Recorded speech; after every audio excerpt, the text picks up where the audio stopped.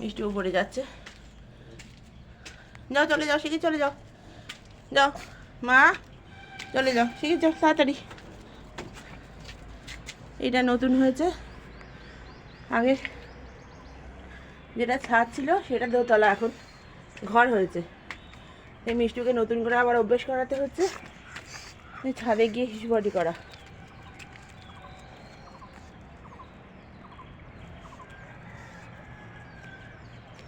ও ছাদে অবধি আসলে করে নেয় হিসুবাটি, কিন্তু ওই ওপর অবধি ওকে একটু বলে দিতে হয়।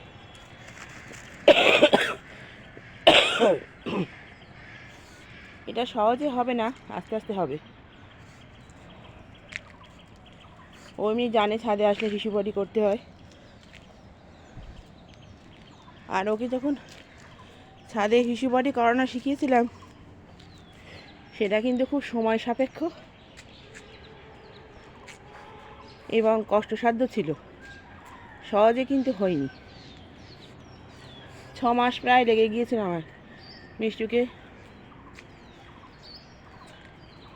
এই ট্রেনিংটা দিতে।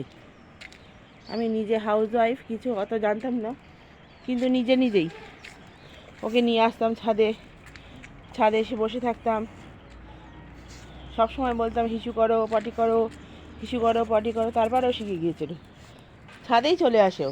কিন্তু এখন ওই দোতলার ছাদটার মধ্যে একটু কনফিউশন হচ্ছে, আস্তে আস্তে ঠিক হয়ে যাবে। সহজে হবে না, সময় দিতে হবে, ঠিক হয়ে যাবে।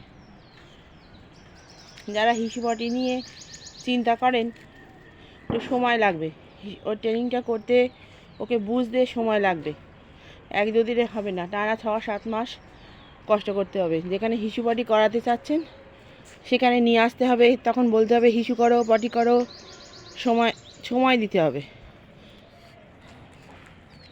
মিষ্টি যখন ছোট ছিল, রাত্রিবেলা রাত 3টের সময় ওর বাথরুম পেত, নিয়ে আসতাম কোলে করে ছাদে, তারপরে ও শিখে গিয়েছে। এখন একটু সমস্যা হয়, দোতলা আর দোতলা ছাদের মধ্যে যেটা ছাদ ছিল সেটা এখন ঘর হয়ে গেছে, সেই জন্য ওর একটু অসুবিধা হচ্ছে। কোনো অসুবিধা নেই, ও আস্তে আস্তে শিখে যাবে। আপনারা যারা পোষ্য পুষতে চাচ্ছেন একটু সময় দিতে হবে, প্রতিনিয়ত আনতে হবে, যেখানে হিসুপাটি করবে প্রতিনিয়ত আনতে হবে, যেখানে করো। প্রথম করবে না, মিষ্টিও প্রথম করিনি, ওপরে আনতাম, ওপরে হয়তো একটুখানি করে নিচে করতো, নিচে অজস্র বার করতো, ধৈর্য হারালে হবে না, আস্তে আস্তে শিখে যাবে।